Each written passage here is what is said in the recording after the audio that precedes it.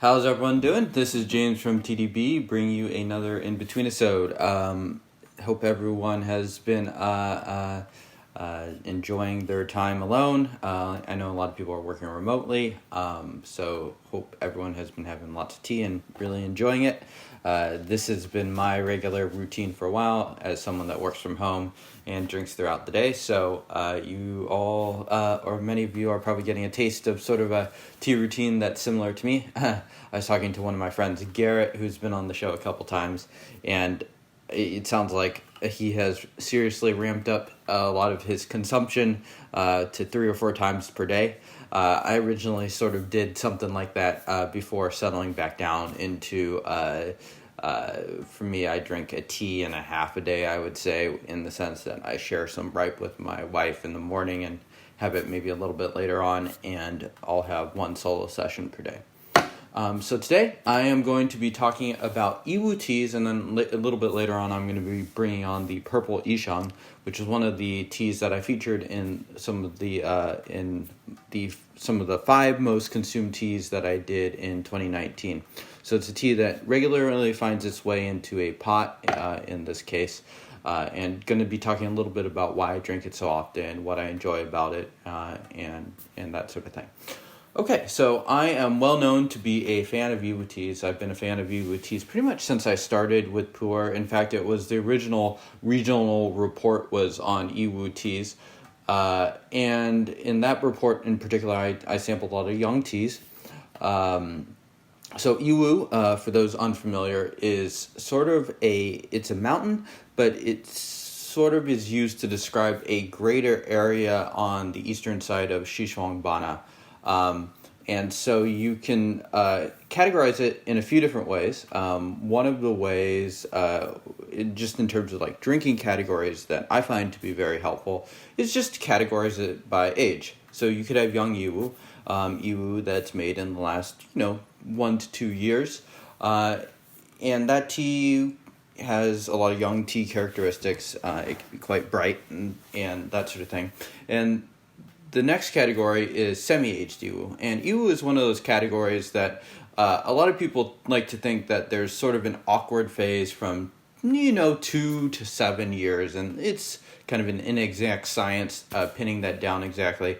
But I do also tend not to drink teas in that sort of mid-tier range. If you enjoy those teas, fine, great. But once they're out of that, I tend to enjoy them a little bit more once they start to pick up a little bit more of the age characteristics. So teas that are around 7 years and older, I characterize as semi-aged Yiwu. And this tends to find its way into my pots more often than young Yiwu, which I just frankly don't drink all that much, although when I do have it, I do enjoy it. So this tea, the Purple Yisheng, it's from 2005, so it's 15 years old now. I'd still call it semi-aged. At what point it becomes aged is another tricky thing, but I think most in the West, at least, are dealing with teas that are young or semi-aged. So another way to sort of think about Yiwu teas, I just want to quickly run through these categorizations, is boutique versus old school. And I think most of what we get exposed to in the West is boutique. So this is stuff that's made by Yunnan Sourcing, white tea, as well as Yangqing Hao, Shiza Hao. All these would be classified as boutique. So a lot of even the semi-aged Yiwu is pretty boutique. And then you sort of get into these older school Yiwus, and I think the best example I know that I believe is still available is the Naked Yiwu from Teas We Like. And that tea has certain qualities to it that are quite different from the boutique Yiwus that we're used to seeing just about every year get produced by Western producers. So I do recommend people check that out. And in the case of these 2 categorizations, boutique tends to be heavily favored. Yiwu, the greater Yiwu area, was one of the areas that was like really, I feel like the boutique way of making tea really caught on a little faster there than others. But there are examples of like older dai Yiwus or even newer dai Yiwus, and I'm not totally sure how to characterize all of the different dai Yiwus, but the ones certainly from the earlier 2000s have different characteristics to it than you would expect from the boutique teas that were even made just a few years later by Yangqing Hao, Shiza Hao, Chen Yuan Hao, etc. One that sort of straddles that line is a tea that I've had a couple times recently, the Wistaria Zipin from 2003.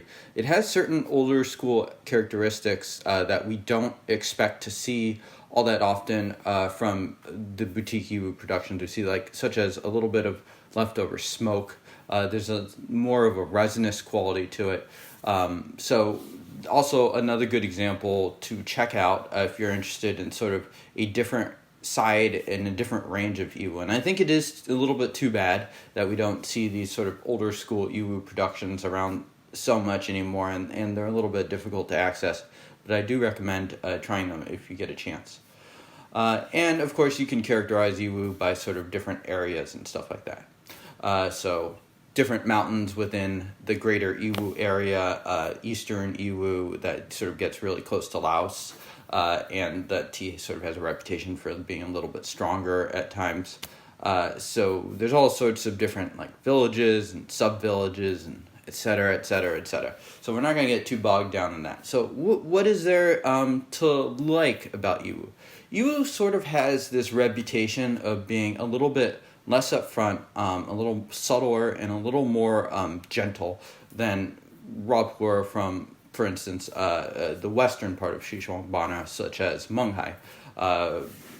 This is, I feel like, generally true. There is a little bit less upfront punchiness and stuff like that towards your average Yiwu tea compared with your average Oolong tea. That being said, I feel like Yiwu still, despite this reputation, pretty squarely fits into the raw pu'er category. So, for instance, my wife, who is not a huge fan of sort of the more bitter teas, she doesn't care for raw pu'er, generally speaking, and Yiwu is not an exception to that for the same reasons. It still is very much raw pu'er. You could still brew it to be bitter, and generally I do brew Yiwu teas, including semi-aged Yiwu teas, to have at least a little bit of cut of an edge of a sharper, more strong taste to it that can be a little bit aggressive towards newer drinkers or to people that are just a little bit more averse to bitterness.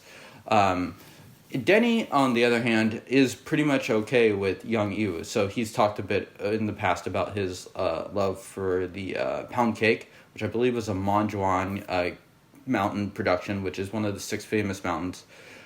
You could dispute whether it is Yiwu or not, but it's certainly in that greater area. So yeah, it does sort of have that reputation. A few things that I do like about the tea are its depth, its aftertaste, and depending on the tea, its energy. For me, the less upfrontness makes the tea to be very approachable, but I find Yiwu teas definitely, the good ones don't lack in complexity, in sort of the way that it lingers, the aftertaste, the huigan of the tea, and for good examples, the tea energy of it. This tea that I'm bringing on here, while it may not have knock your socks off tea energy to it, it has really good depth and aftertaste that keep me coming back to it, and I think that's one of the reasons I drink it quite often. Depth, I feel like one way that I think about this is just sort of how far back it goes. It's like a tea that's really doesn't have a lot of depth might just be sort of like these upfront tastes at the front of your mouth, whereas something with depth can have different textures. You could feel it, you could taste the sort of sweetness in the back of your mouth, in your throat, and that's how I think about it. So maybe different people have different conceptions of it.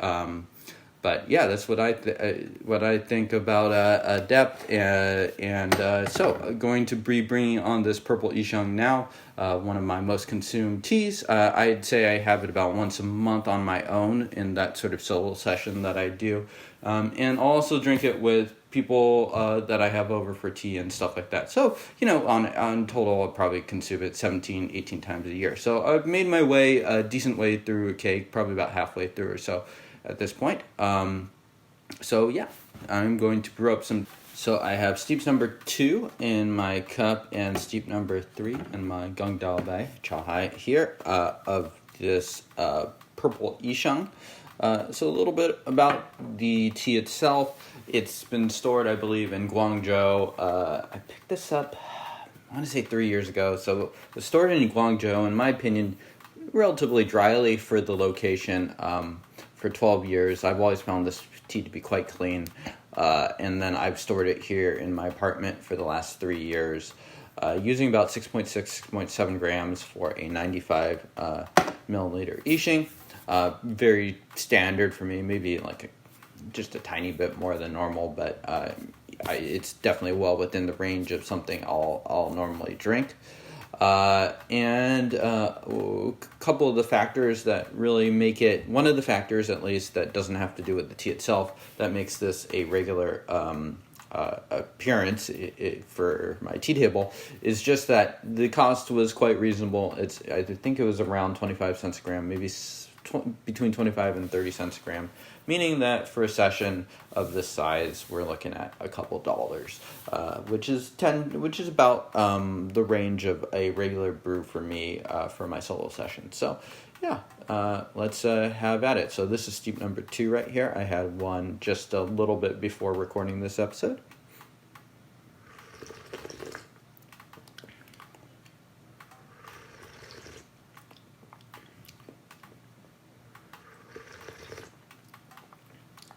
So I'd say it's very sweet up front, but there's also sort of this interesting texture to it. I would say, real quickly, in terms of this brand, so this brand was Yisheng, and then it became Doji, and then I think it changed its name once more recently. And it used to be a little bit more popular, at least more accessible to the West, maybe 7 or 8 years ago. But since I've gotten into tea, I haven't really seen this brand around all that much. So I would say this tea is probably I think from what I gather, it's a mid-sized brand. It's definitely not totally old school, but it might not be quite boutique in the same way that some of these teas that we see being produced by White Tea Yunnan Sourcing are now. Kind of has this interesting perfumey note to it. Definitely fits pretty squarely into, really quite aromatic for the tea. I'd say definitely above average aroma to it. Sort of a woody graininess to it. But this does actually have some resinous quality that I would expect to see a little bit more in the older school cakes. So that's interesting. Well,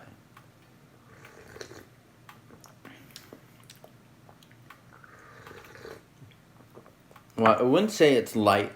I had the Biyonhao Manjuan recently for the special occasion episode.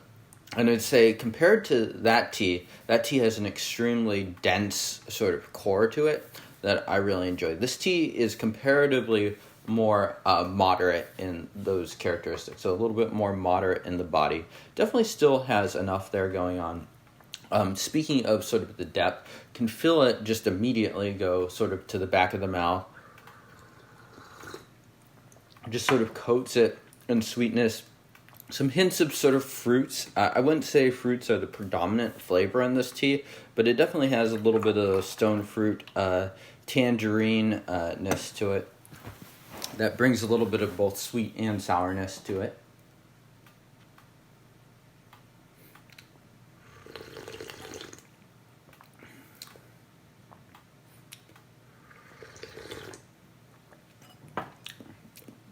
Texture is mostly soft with a little bit of that resinous texture, slight powderiness to it. Yeah, and a little fruitiness also coming out.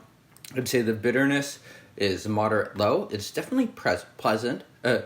Definitely present, also pleasant. But this tea, I would probably want to brew it a little bit lighter, or maybe brew the later steeps if I were to serve this up for my wife. So I'd probably do like steeps 9 or 10 and make sure I don't hit that tea too hard if I was going to serve it to her. So I think this would probably be a little bit too strong. But it is really nice to see in these earlier steeps that are a little bit more up front, see that sort of bitterness transform really quickly, I might add, into just overall sweet fillings in the mouth.